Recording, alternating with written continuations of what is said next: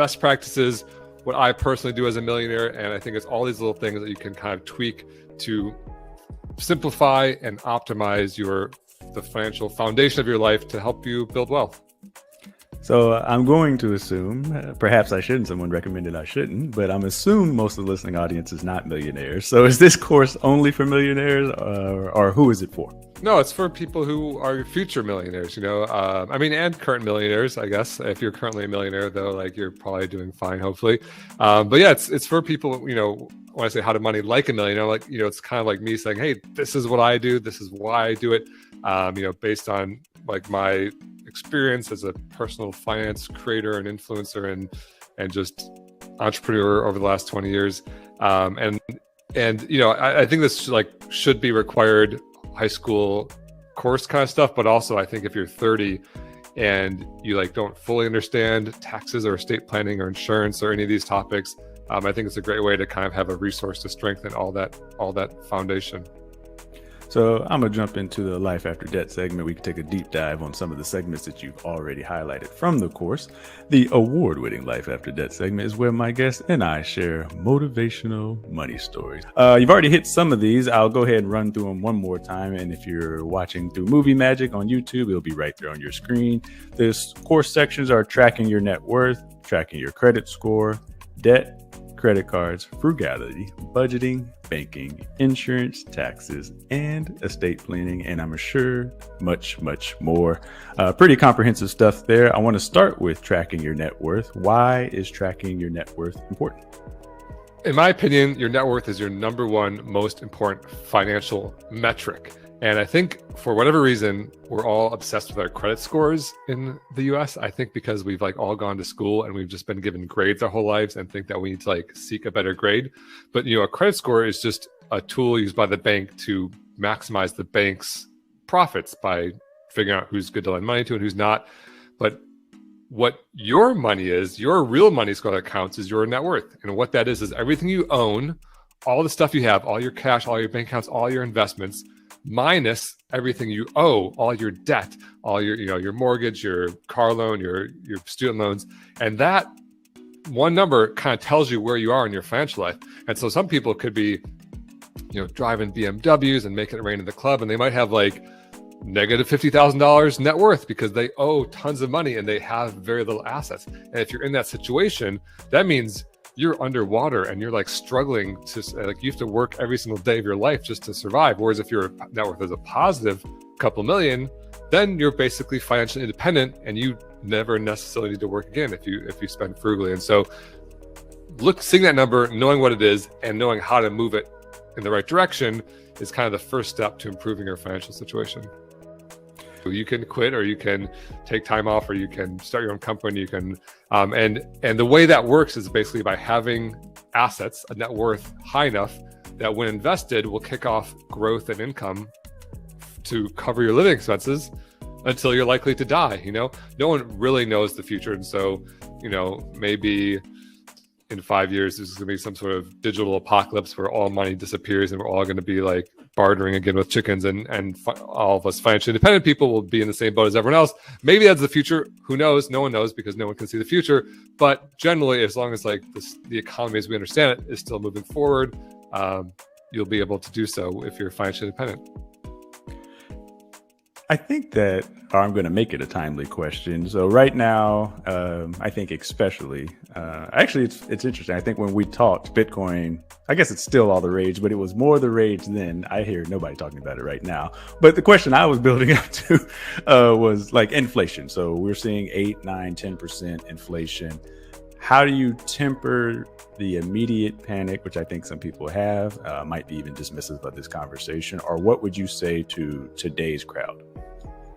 No one likes inflation. It's not nice to know that your money is going to be worth less in a year or whatever. But I think in general, individuals who are trying to build wealth are far too concerned with the happenings of the macroeconomic world. 9% inflation means a $10 sandwich a year ago is $10.90 today. I'm being a little bit flippant because of course, housing and gas and some things have become more expensive, but you can't control inflation. You can worry about it if you want, but it's not going to help anything. And so what you can control is you can control your income. That's why you need to be investing, and you grow in your income. And so worrying about, why would you worry about if we're in a recession? I don't know. What are you going to do about it? If we're in a recession, then what? You're going to start like hoarding potatoes or something? And recession is like when unemployment goes from like 5% to 8% or whatever it is. Obviously when you have GDP decline, which is something some people should be worried about even less. Like, do you even know what the GDP is, or like even how many digits are in it? So my point is, people don't worry about this stuff because it's like in the news, and like the 24-hour news networks just need to like be pumping fear to get clicks or whatever. But in terms of your life, go work, pick up extra shifts, grow your career, start the side hustle, stop abusive spending, and invest the difference. And you're going to blow through recessions and inflation. And the people who are doing those things are much less concerned about this. If you're one of those people that's spending every dollar to your name and have a net worth of negative $50,000, then maybe you're even more stressed about this, because if you lose your job because of a recession, you're really in big trouble. Whereas if you're living below your means and investing, you'll be able to weather the storm. One of the core sections that I wanted to talk about, I think we'll have a tie in here. I just don't want to push through if it's not relevant to this conversation. Was insurance. Okay, good. So one, I think I know it's a conversation that doesn't happen very often. So what does this course go over in insurance, and what should we be thinking about? Insurance is this word that is so scary because it like just evokes these emotions of, you didn't do your homework, you don't have enough, you don't understand, you're not doing it right. And, the course breaks down, and I'll tell you right now, just like what it is, have to make money or they would not exist. Not only do they have to like pay their rents and their high rises and pay all their salaries and make their profit margins, they have to make that profit to exist. And so if I'm paying insurance on my TV, I know that the insurance company is going to pay out less than they take in. And so why would I sign up for a game where I'm guaranteed to lose money on average unless I really have to? And you only have to in a couple situations. One is like health insurance, because health, 66% of bankruptcies or something are related to health causes. And so with health insurance, if you get cancer or get hit by a bus or something, it is financially devastating. The health insurance costs in the US are just going to be millions of dollars, and you'll be ruined. And that's why you have health insurance. And so it sucks, it gets political, like whatever you feel about the different health insurance options you have, but you pay a few $100 a month, hopefully get through your job, whatever, you have health insurance. Another one is car insurance. If you crash into someone's car and hurt them, it could be hundreds of thousands of dollars financially ruining. But insurance on TVs, don't need it. And then, we talk about life insurance, which you maybe need. So for example, if you're single and have no kids and no one relies on you to eat, you don't need life insurance, because you dying is not a financial problem. It's very sad. And we will all like mourn you at your funeral, but there's no one who's going to starve. It's not a financial problem. And so people, we hear so much about life insurance being pushed these days from, like, in my opinion, predatory insurance salesmen who are working on a commission. And so if I died and I did have kids, they would just get all my money, and life insurance would need to be involved. And so why would I be padding up insurance companies' profits for no reason? And so it just breaks down simply what it is, kind of breaks down each areas, and the ones you definitely should need, the ones you definitely shouldn't get, and then the maybes depending on your situation. You spoke about term life insurance. I think the other one is whole. I hear this conversation all the time. Do you want to speak a little bit about why you selected term or recommend term? Oh, I would love to, because term life insurance is a very simple product.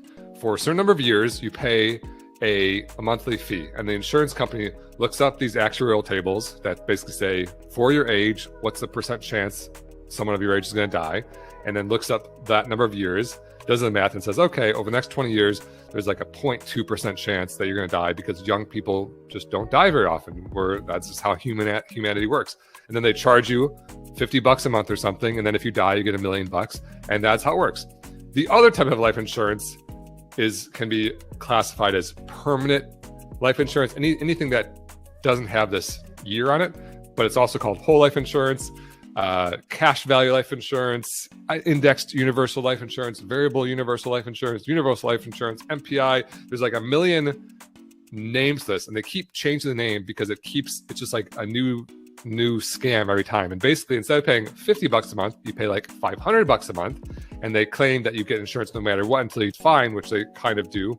But you could invest without running it through an insurance company. And so and honestly, I've never met someone in my entire life who has a permanent life insurance policy who wasn't sold it. Nobody buys these things. They're just sold with these like predatory sales pitches. And so if you're in the sound of my voice and you either own it or are considering it because someone is currently selling it to you, like, this is one dude who does not earn commission from anything either way, who says avoid permanent life insurance. Buy term if you need it. Otherwise, don't have life insurance. And if you currently have a permanent life insurance policy, what do people always ask what I do? And generally, my answer is you don't throw good money against bad. Like, don't keep throwing another $500 a month at this thing. Maybe you can cash out of it and get some of the money you put into it. Like, spoiler alert, you're not going to even get what you put into it. You know, it's sick. They pitch this as like some massive wealth building thing. And then when people look at it 10 years later, they say, oh, I've put, $60,000 into it and now I can get out $30,000. Like, minus 50% 10 years in is not a good return. It's a horrific return. And so, yeah, avoid the permanent life insurance. In my opinion, just one dude who knows what he's talking about, hopefully. I'm going to, not on insurance, play devil's advocate because I agree with everything that you said. So y'all can hash that out in the comments, and I'm sure some of you will. I'm sure some of you are marketing. There'll be some insurance salesmen exactly. who want my throat. But I am going to talk about the stock market because I actually, not only do I hear this all the time, I think I've quite literally heard it this month. So the stock market's down.